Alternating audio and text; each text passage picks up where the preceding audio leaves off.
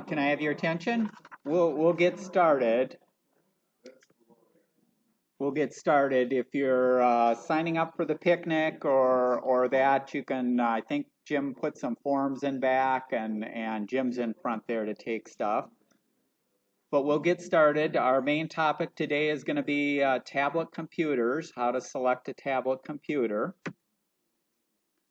First, some club agenda items.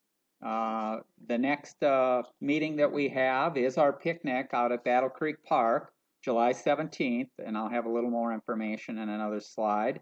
And then we will have a meeting on July 24th. That'll be in room 200, which is up a floor. That'll be just an open session for people to ask questions, and I'll try and answer them, or the board or members will try and answer what you have there. And then in July, we also have a MACSIG July 26th. This is from a couple of years ago, but from the picnic, and you can see we have a good turnout usually, and we have a good time, and cross our fingers for the weather and what comes up there. It is coming up July 17th, Battle Creek Regional Park, which is just south of 3M here. So McKnight Road and Battle Creek Road there. Time is 4:30 to 6:30, dinner at 5, $10 per person. We'll have the dinner, we have prize drawings and elections of the officers.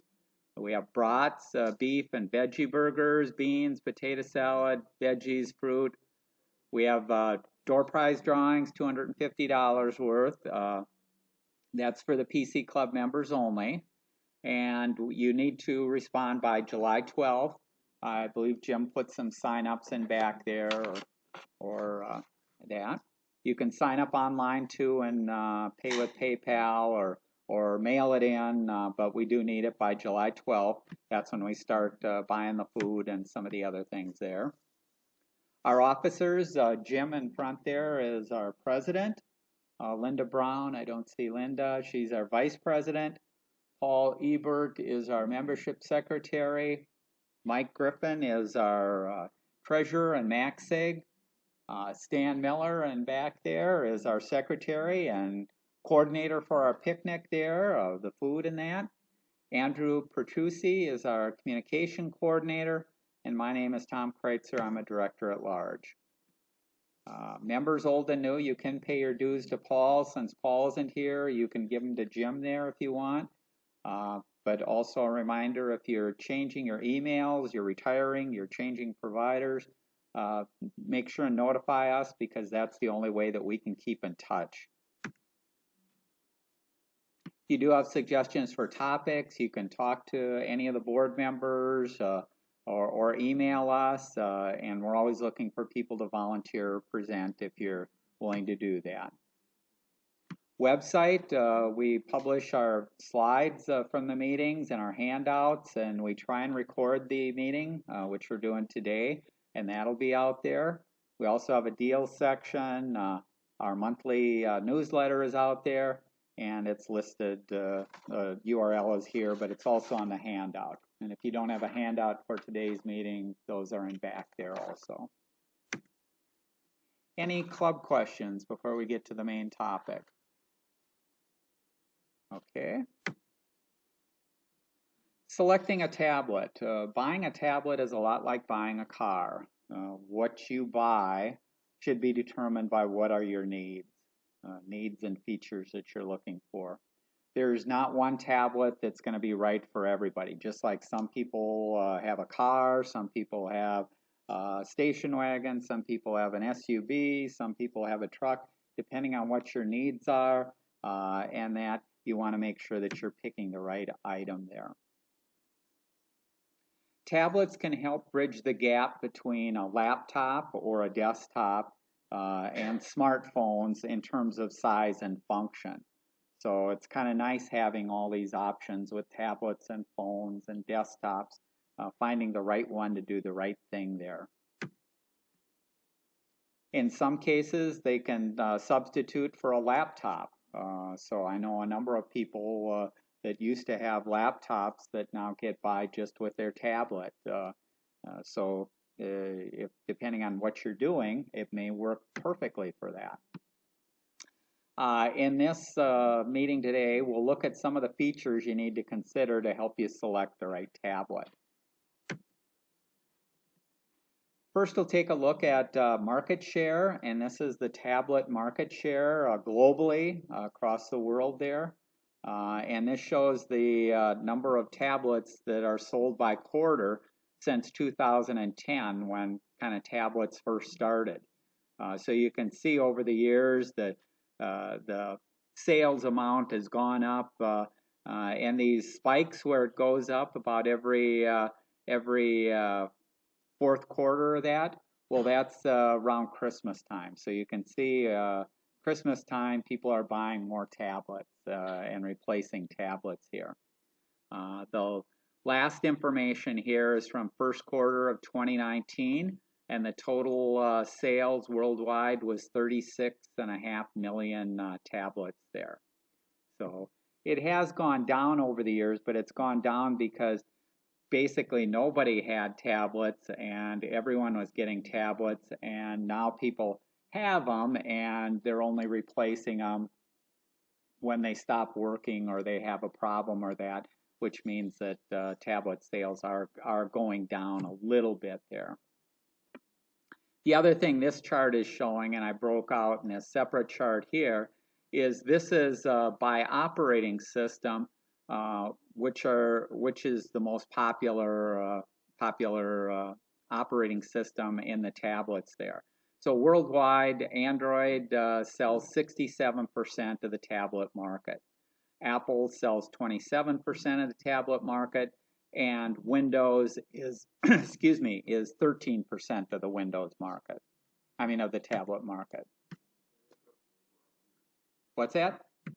107. Yeah. Yeah, something is, I think it must be, maybe it rounded, I'm not sure. I got this off of their tablet website.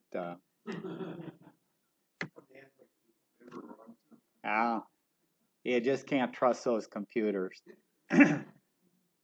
This is from the Personal Computing Club survey that we do every year. So there's a couple of questions on there about tablets. One of the questions is, how many tablets do you have at home? And in this particular case, this last survey, 21% of the people do not have a tablet at home, and which leaves us with about 80% of the people with a tablet at home. This is up considerably from just a couple of years ago. Our number was at about 60%. So more and more people are getting tablets there, which is good. In my opinion, that number should be 100%, just because you'll see when we talk about them today, you can get tablets for as little as $30. And with the power and what you can do with them, they're well worth it for anybody to have a tablet there.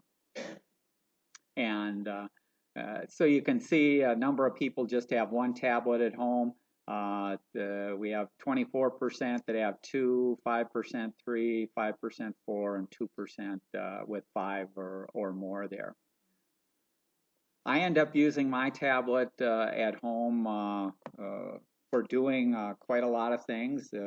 One of the advantages of the tablet is I can take it anywhere, whether it's into the kitchen, the garage, workroom, bedroom, bathroom, outside. I can take it all over. So I'm a real fan of tablets there.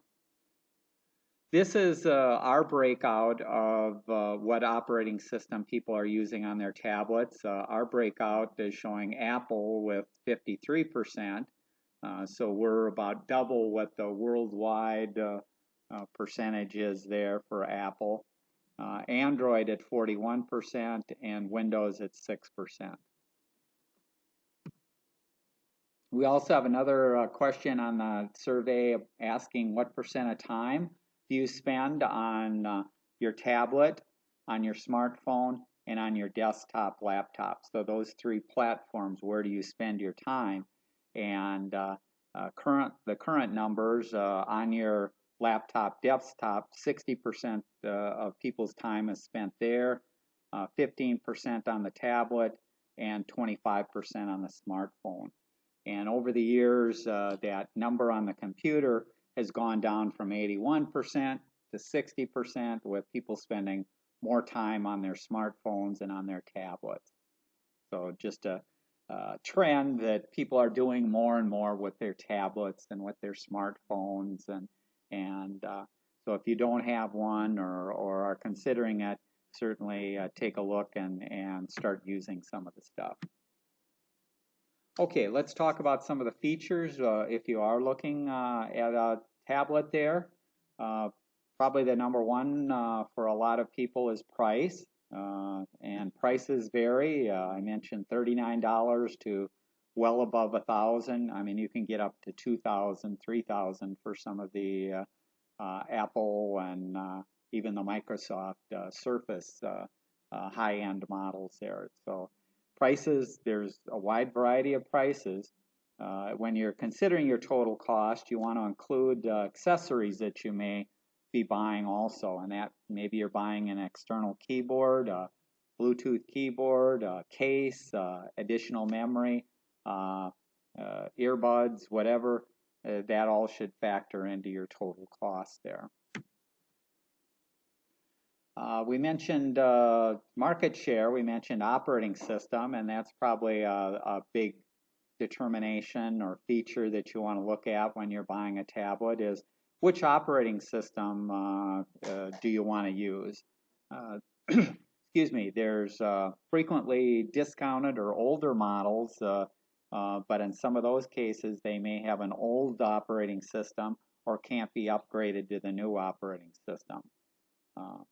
And I mentioned here Apple's the only one who sells Apple compatible devices, so you don't find differences in operating system there. But Android, you will find real differences between different vendors on what versions of the operating system they're currently running, because usually the vendor may have customized that version of the Android operating system for their device, and it may take them months, if not years, to upgrade to new versions. And in some cases, they don't upgrade to new versions. They just come out with new devices and encourage you to move to the new devices. I mentioned here for Apple, the iOS, the most current version is 12.3.1. So we'll talk a little bit later about buying some, maybe refurbished, or when you're looking, check to see if it's running the most current version there. Android, the most current version is 9.0. It also goes by the name of Pie, and it comes out from Google usually. The Windows version is version 10, and that's from Microsoft. Another feature to look at, it used to be more of a factor, but nowadays, at least for Google and the Android and the Apple iOS, it's not so much. Google Play has a number of applications that you can download, and it's sitting at a little over 2,100,000 applications to download. Apple is close to the 2 million mark there. You can see Windows there with 669,000. They don't have quite as many, so if you are going to go the Windows route, you may not have all of the applications that you might want there. Even though it sounds like a lot, if you're loading hundreds of applications, that means that probably 2 or 3 or 4 of them that you might have used on another platform aren't available on the platform that you want. And I mentioned another provider here, Amazon App Store, because we'll talk a little bit later about Amazon has 2 very popular tablets that they sell, the Amazon Fire 8-inch and 10-inch models, and those are tied into the Amazon App Store, which has about 25% of the apps that Apple has or Google has. So the apps that you have may be limited by the operating system or the vendor that you choose, whether it's compatible with your device. And if you're looking to run certain apps, then it's important before you purchase it to make sure that your new tablet is going to be able to run the things that you want to be able to run. Okay, another feature to consider is screen size. 7 inches frequently is too small. It's very small to work with there. 11 inches can be rather large or too big to work with or to hold or carry. So you want to ask some questions. How do you plan to use the tablet? Is it watching videos? Do you need it to be portable? Are you going to put it in a purse? Are you going to use it indoors or outdoors?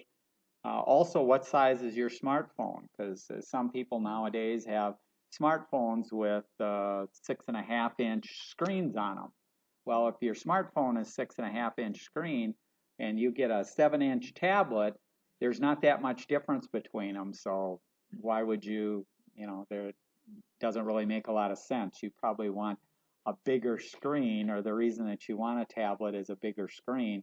And if it's not that much bigger than your phone, is it really what you need there? Resolution and pixels, and we'll talk a little more about some of that.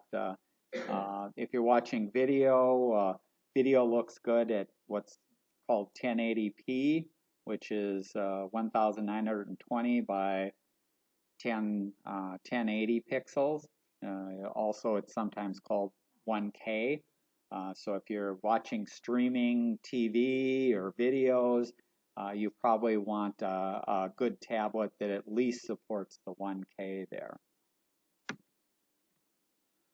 Currently, there's a new standard out there called 4K. 4K screens obviously have more pixels, higher resolution. You pay a premium for that, and by a premium, that can mean maybe an additional $300 to $400 for a tablet just to get the 4K. On a tablet, the difference between 1K and 4K, if it's a smaller screen, you probably aren't even going to be able to see the difference there. So you're paying for something that you may not see that much of a difference. But again, everybody has to make their own decision there. I mentioned aspect ratio. That's the dimensions of height to width. A standard television screen, the old style television screens, are what is known as 4:3. The widescreen, the high definition now, is 16:9. And if you're watching movies or streaming television, then you want to make sure that your tablet supports that. And as an example, I just bought a new tablet, and my old one was the same way, but it was an Apple iPad, and it's a 9.7-inch screen. The 9.7-inch screen, when it displays video, the video at 1080p makes it about 8.5 inches, because it's not using the full diagonal there. It has more pixels going up than what a standard television screen is. So, there's a case of, yes, they advertise the tablet as 9.7 inches, but if I'm using it to watch TV, I'm not utilizing that full 9.7-inch screen area. So it's something to be aware of when you're looking at screens and sizes. Not all the sizes are a perfect television 16:9 size, so you're not getting the full diagonal width that they're advertising there. Also, check the viewing angles and coatings. Certainly there's differences in screens. Some of them are easier to see in low light. Some of them are almost impossible to see out in the sunlight. So depending on where you're using it, you want to make sure that you're going to be able to see it and interact with it. And I mentioned here, like Goldilocks, you don't want something that's too small or too big. You want something that's just right, just the right size for you. Because again, if you get an 11-inch or a 12-inch and you're holding it, that may be too heavy, too big, drain the battery faster than a smaller one. So there's all these factors to consider. Another thing is memory. You have options now with memory on the device itself, or do you count on cloud-based memory?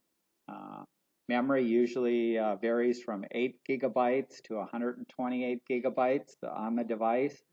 Most people can get by with 32 gigabytes, but again, you have to figure out what your requirements are. Cloud, if you are going to decide to access your music and access your pictures and video and watch movies and stuff like that, you'll access that only from the cloud. Well, that's good. You don't have to have that memory then on your local device there. But that means that you only have access to it when you are connected to the internet. If you wanted to use your device and you had no connection, then obviously you couldn't get to your music or a video. If you wanted to watch a movie on a car trip and you didn't have an internet connection, you're not going to be able to watch it there. Some of the devices let you add external SD memory to the device. They just plug in the side. Your space needs depend on the number of photos, videos, MP3 applications that are going to be stored locally on your tablet. And as an example, I point out here, 60 minutes of MP3 or a song takes about 60 megabytes of space, whereas 60 minutes of 1080p video takes 2.6 gigabytes of space. So, you know, again, let's say you had you had a 32 gigabyte tablet and you have 100 applications out there and the space that you have left is maybe 10 gigabytes. Well, you could put 4 hours of movies out there. That's it. So you couldn't get a lot of different movies or things like that stored locally. Okay, another feature there to look at is how does it connect? Wi-Fi and cellular are usually the way that it connects to the internet there. Cellular tends to add about $130, plus you have a monthly data fee that you're paying, like AT&T or Verizon, whoever your provider is. And the question is, where are you going to use it? Use your device? Is it only at home? Is it just in coffee shops, at work, or on the road? Do you have a smartphone? Most of the smartphones and the plans now, you can create what's called a hotspot, and that hotspot is like having your own private network so that your device, like a tablet, can connect to your phone and use the internet connection there. So if you have an unlimited data, let's say on your phone, you could create a hotspot in the car and you're going on a long road trip. The kids can be accessing movies and that on the internet in the car going through your phone and that. So there's ways to do this without your tablet needing to have a cellular connection there. Because again, the cellular connection, if you don't need it, you're going to save yourself a ton of money, both initially and as a monthly bill there. So you can save yourself. All the devices support Wi-Fi, but there's different levels of Wi-Fi. If you've attended the meetings that we've had on home networking, I've talked about the different levels of Wi-Fi, the different standards of Wi-Fi, and all of them support it usually at least 802.11n, which is an old standard from about 8 to 9 years ago at 2.4 gigahertz. But some of the better ones and the newer ones will support 802.11ac. They'll support dual channel, MIMO, and 5 gigahertz. So again, depending on what your needs are, you want to look to make sure that the Wi-Fi is going to match up to what your needs are. Some other connectivity that you can get in these devices, if you have other Apple devices, and by Apple devices, it could be a Macintosh at home, could be Apple TV, uh, uh, could be an Apple network. They connect with something called AirPlay. And so if you have other Apple devices, you'll probably want to stick with an Apple device that supports AirPlay to connect all these things together. For most everything else, there's Bluetooth for connecting keyboard speakers, FM turners, accelerometers, and peer-to-peer sharing. And peer-to-peer sharing, if you're not familiar with it, an example of that is on a lot of phones, I can take a picture or a video or be looking at a picture or video on my phone. I can walk up to my friend's phone, hold it close to that phone, and it'll recognize that I'm close to the phone, and I can push one button to share that or send that to their phone. So that's this peer-to-peer sharing of pictures and video and stuff like that. Oops, something coming in. User input, you have virtual keyboard, things like a touch screen that you're using on all the tablets support that. But maybe the touch screen, you're going to do a lot of typing and you don't want to do it on the touch screen. Then there's physical keyboards. What are the costs? How is it wired? Battery, how long does it last? Voice, are you going to use voice as input there, or are you going to use a stylus? So there's different ways to interact with the tablet there. Battery life. Battery life can be a big one. Again, that's dependent on screen size, what you're actually doing with the tablet. Are you doing video playback? A lot of CPU intensive things that would consume more battery power. Wi-Fi, Bluetooth, all of these things affect the battery life and what you get there. Camera, usually have two cameras on the devices, similar to your smartphone, a front and a rear. Most people are using their tablets just for, at most, FaceTime and Skype to do video conferencing. I don't recommend the tablets. Usually are too bulky to use to take photos or videos. They can be used, but typically you find better quality on your smartphone than you will on the tablet itself. Plus, the tablet is kind of big and bulky to do things with. So, not too many people use them for that, but certainly for the Skype or the FaceTime, it can be important there. Video quality varies from 720p to 1080, which is the 1K, 4K, and again, that aspect ratio and what it supports there. Another thing is not all tablets have GPS or a digital compass. If that's important to you to use for location information and maps and directions, then you want to make sure that it's in the models that you're looking for. Weight, consider when and how you will be using it.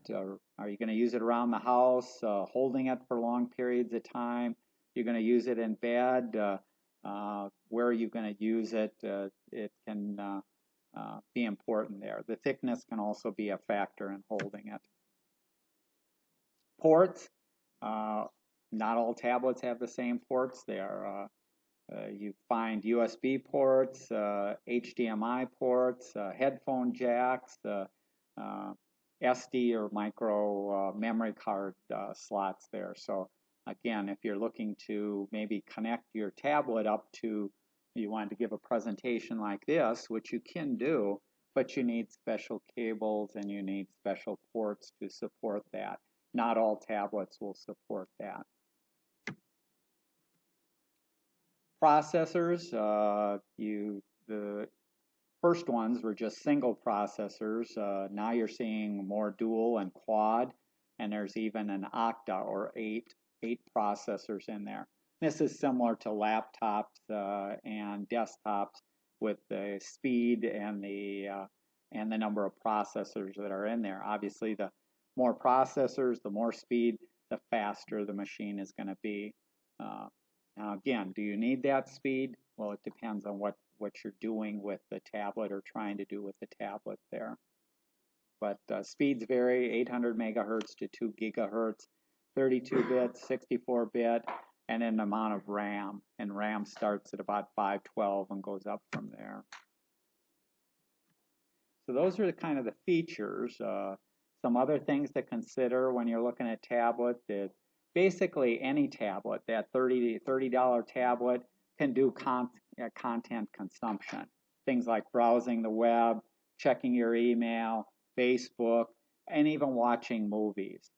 So you won't see much difference there, other than the screen may look sharper in that. But a $39 tablet is going to be able to do everything there.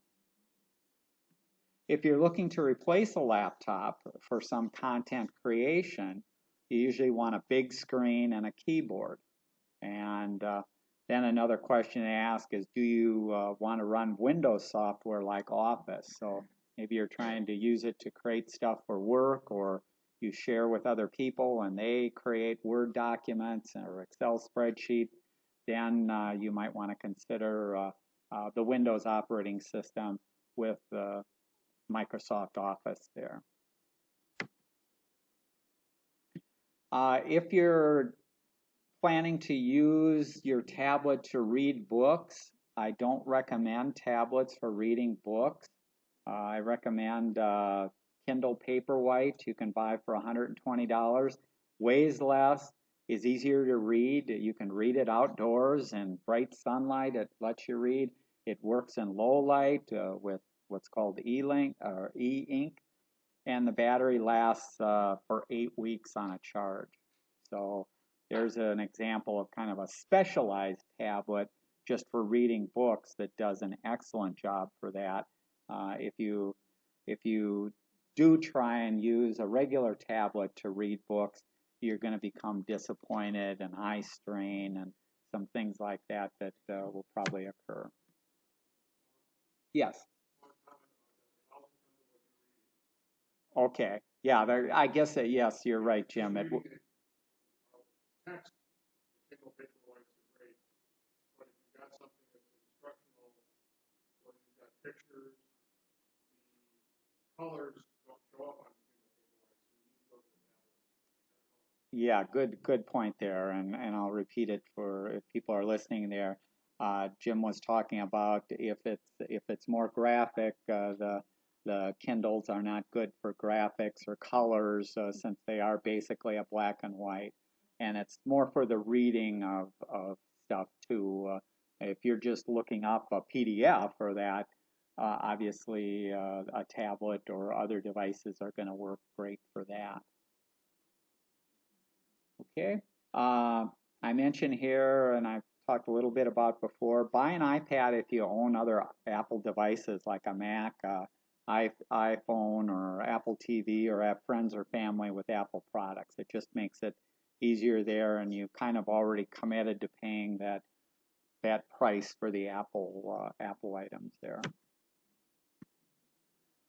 New models are released about every year to two, so you will find stores closing out on old models. I mention again here, check the operating system version. So you don't want to buy a tablet that, again, maybe is 4 years old or 5 years old. It's kind of and doesn't have a current version of the operating system. You may not be able to run all the apps that you want, and you're probably going to be a little disappointed with it. Another things to consider, refurbished. You can find Apple, the iPads. So if you go out to the Apple store, and 3M has a discount, if you're not familiar, you can get the discount codes in that out there.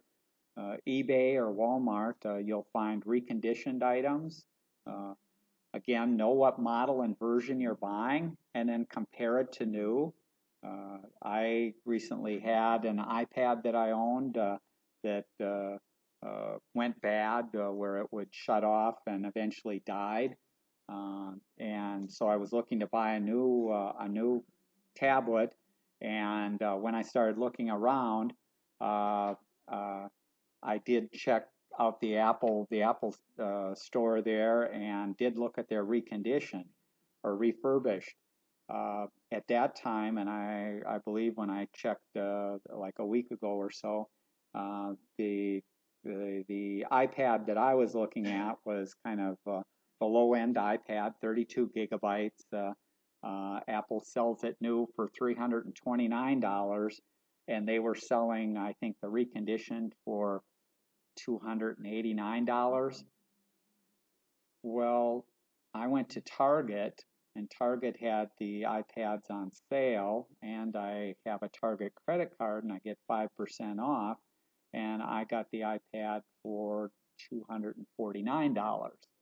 So why would I buy a reconditioned for $289 when I can get a brand new one, and walked into the store and walked out with what I wanted there? So you have to look around, compare your prices to what you're getting. I bought other reconditioned or refurbished stuff like laptops and desktops, but in this case, the Apple iPad, especially at the Apple store, was not a buy there.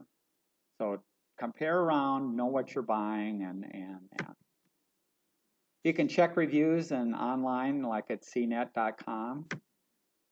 Try the ergonomics in a store before you buy to make sure that size, weight, touchscreen are what you expect there and are right for you. Similar to a smartphone, plan to replace your tablet in every 2 to 5 years. So it's not something that you're going to keep forever. The batteries do start diminishing in how long the charge lasts, and there are new versions and better quality and faster in that. So just like a smartphone, plan to replace.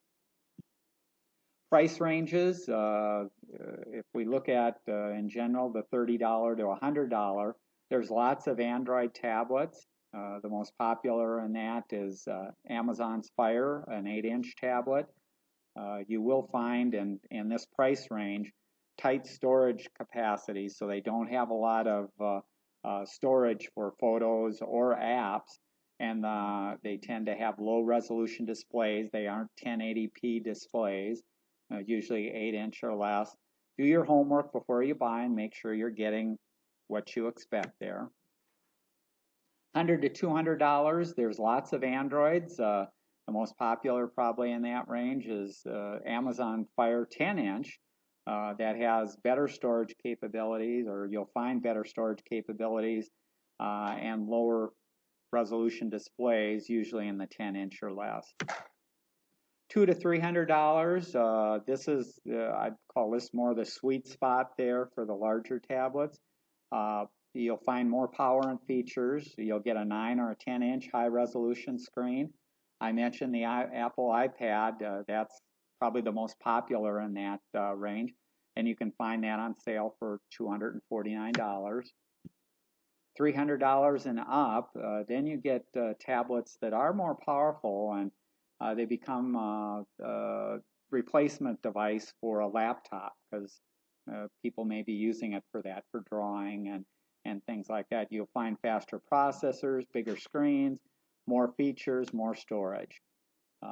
Some of the models will start having the cellular broadband in there, and again, you pay upwards of $130 or more just for that capability. Tablets in this range include almost all the iPads, the Microsoft Surface, and high-end Android tablets. This is some examples here, and what I've shown here is starting at the low end, the Amazon Fire HD8. The list price of that is $79, but you can find it on sale at quite a number of places for $59. Comes with 16 gigabytes of memory, supports a micro SD, 8-inch screen, so it's not going to be 1080p. So if you're watching TV or that, it's going to be 720. P is what it has. Uses the Fire OS 5 operating system, Android. Has a front and rear camera, video at 720p, 10 hours of battery life, average battery life, and recharges in 6 hours. One of the advantages of this device is it comes with Alexa voice commands, so you can use it like an Alexa device. Next model up, or the next most popular tablet up, is a 10-inch Amazon Fire, listed $149, but you can get it for $119. 32 gigabyte, 10.1-inch screen, Android, and about the same as the other 10 hours there. And the next step up, I mentioned the Apple iPad, and this is the one that I ended up going with. I had one similar to this, the old style, and bought the latest model for $249.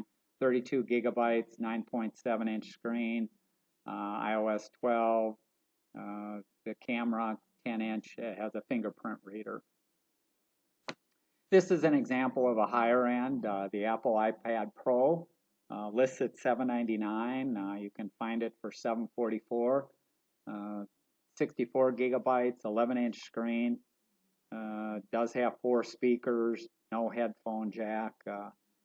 Again, depending on what you're doing, you want something that's going to meet your needs, and we all have different needs there.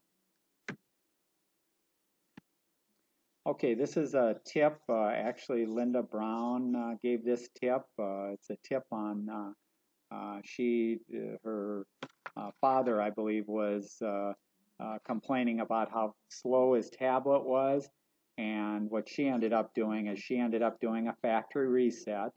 And the factory reset removes everything that you currently have on the tablet, reloads the operating system, and then you manually, or you go back through and install the apps that you want. And she found that after doing that, she got acceptable performance out of the tablet there, because over the years, you may have installed a lot of different apps and you aren't using them, and they just clutter up the machine and make it slower and slower and slower. So resetting can be an option there if you haven't tried it. You can give it a try before resorting to buying a new machine there. This is an example from PC Magazine on their best tablets for 2019, and it's listed at a link on the back here. But if you're comparing and stuff like that, you can go out to a site like this, and it'll let you compare side by side, and it has a whole bunch of features going down, listing all the various things here, and prices, and how they rate it anyway, and what they rate it. Yep. These tablets come preloaded with antivirus software that you don't necessarily want? Unlike laptops or stuff like that, they do not come preloaded with antivirus. The various vendors may stick some applications out there that for certain functions, but antivirus usually is not one of them. Antivirus on a tablet or a smartphone, we've talked a little bit about this before, and some of the security and some of the other meetings. For the most part, I mean, I don't load anything on my smartphone or my tablet for antivirus. There's a lot of packages that you can put, but those devices are not as vulnerable as your laptop. So what's an antivirus going to do for you? Well, I'm not downloading documents. I'm not downloading. So the tablet is in the same class as the iPhone. I mean, iPad is about the same as the iPhone. Yes. You have a limited operating system, and depending on what you're doing there. Again, how vulnerable is it? You usually do not hear about ransomware. There's no ransomware that I've ever heard that has popped up on a tablet or a smartphone. It's only on laptops and desktops. So a lot of the stuff there, you know, That's another advantage. right. What about printing? Printing, again, we talked about some of these subjects before, and when we talked about printers there, most of the printers now are Wi-Fi capable. So what that means is once you set up that printer, I can go on my phone, I can be in a web page, I can hit the print, and I can send it directly to it. So whether it's a tablet or a phone or that, yeah, all you have to do is make sure that you've put the right stuff. Now, again, I didn't mention the extra steps in between, and that's where you have to read your manual, understand what you're setting up. But I recently got a Canon laser printer. Well, there's a Canon printer app. You install that on your device, and then that handles the sending to the printer as long as your printer is configured and your Wi-Fi network has the connection, then everything works fine. Do that, set it up once, and then I can print anytime I want. I'll tell you something else that you gotta watch out for. I was in a very rural area trying to set up an iPad. And if you've got internet that's back in the dark ages, that it really compounds the problems of trying to set that thing up. I mean, everything's so slow. And I don't know, it was really frustrating. Well, and as far as the internet connection, we mentioned, I wouldn't buy a tablet with cell phone capability in there. I think that's a waste of money there, buying the cell phone or a data plan for your tablet. But from my phone here, or from probably 90+% of the phones that people have and plans that you have, I can turn this phone into a hotspot, and that's a Wi-Fi network. So I just go in here, I turn this on, my tablet then can connect to this. So I'm not relying on the internet out in the boonies or anything there. All I need is my cell phone to be working and a data plan that isn't going to charge me an arm and a leg, and I can stream video, do whatever through my phone to the tablet. Your results will vary. Again, depending.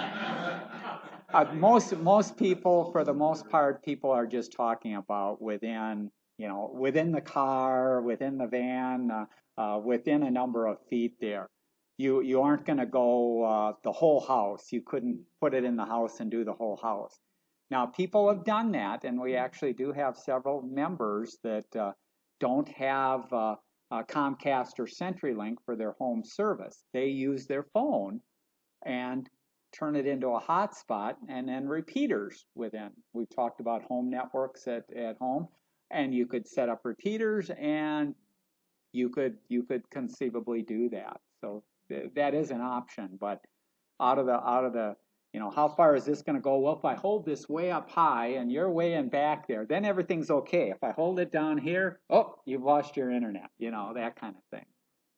There's a charge, isn't there, by the service providers to have the ability to establish a hotspot? That doesn't just come automatically. Most of the plans today, it comes automatically. Part of the monthly charge. Yeah. There is no additional charge for it. Now it does use your data plan. So let's say your data plan only has a gigabyte per month there. Okay, if you have a gigabyte per month, and then I start using the hotspot, and I have a bunch of kids watching movies all the time using it, you're going to go over your limit just like that. But a lot of it used to be in the old days you had to pay to have that extra service for the hotspot. Now, if you look at most plans from most providers have that because so many people want it and need it, and if they don't have it, they know that people will jump to another provider. So my phone here, I think I've talked about before, I use Republic. I pay less than $20 a month for my plan, and I have 1 gigabyte, and I can turn this into a hotspot. Yeah. For the hotspot, we have like 50 Sprint, 50 gigabytes. Okay. And the other part of that is, I got a question. If I'm on my hotspot in a coffee shop and somebody else knows my phone number because it kind of ties into the phone number for your security. It's yes, but you can put in a password, and if they don't have the password, they can't get in. Can 2 people be on the same hotspot at the same time? Yes. If they know the password? Yes. Yes. So I mean, you don't want to give out. You want a secure password, and you don't want to give it out to anybody that you don't want connecting. But if you're in a vehicle, and let's say you have 3 kids, well, this kid wants to surf the web, this kid wants to watch Baby Shark videos, and this one wants to listen to music, streaming music. They'll all 3 independently connect because they all 3 have their devices, and yeah. Right. So, but it is important, depending on your data plan, to understand how much you're using, and with most phones, you can check and see how fast your data plan is getting eaten up. So you can check and see how you are for the month and where you're at, and to buy more or to get an unlimited plan or whatever. Again, it used to be in the old days, you'd either get a separate device for a hotspot, or you'd have to pay a fee for your device to be able to be a hotspot. But now the phones have that capability built in, and the providers understand that they'd lose business if they didn't offer it. So most plans have that. And if you're not sure, you can go to your settings on your phone, and you'll see a setting in there to turn it on. And when you turn it on, that's when you can assign a password and the capabilities there. So that's what you're looking for. Okay, yeah. Have you ever found it necessary to recalibrate or replace a battery or a smartphone? I personally haven't replaced it. Again, usually something else happens to the tablet. You drop it and crack a screen. The earplug isn't working anymore, and then you start looking at any replacement to these devices. If you're not familiar, whether it's a phone or a tablet, the minimum that you're going to pay is probably about $70 just to look at it and evaluate it. And if there's additional parts, all of a sudden your costs start getting up into $100 easily, $100. And so then you have to start saying, am I going to sink $100 into a tablet that may be 3 years old or 4 years old, or do I just buy a new one for a new iPad for $249? And that's kind of the decision people have to make there. But if buttons start going, if batteries start going, then you have to look at what are your options. Okay, other questions? Okay, well, if no other questions, thanks for coming. And if you want to sign up for the picnic, you can see Jim there and sign up, and hopefully we'll see most of you.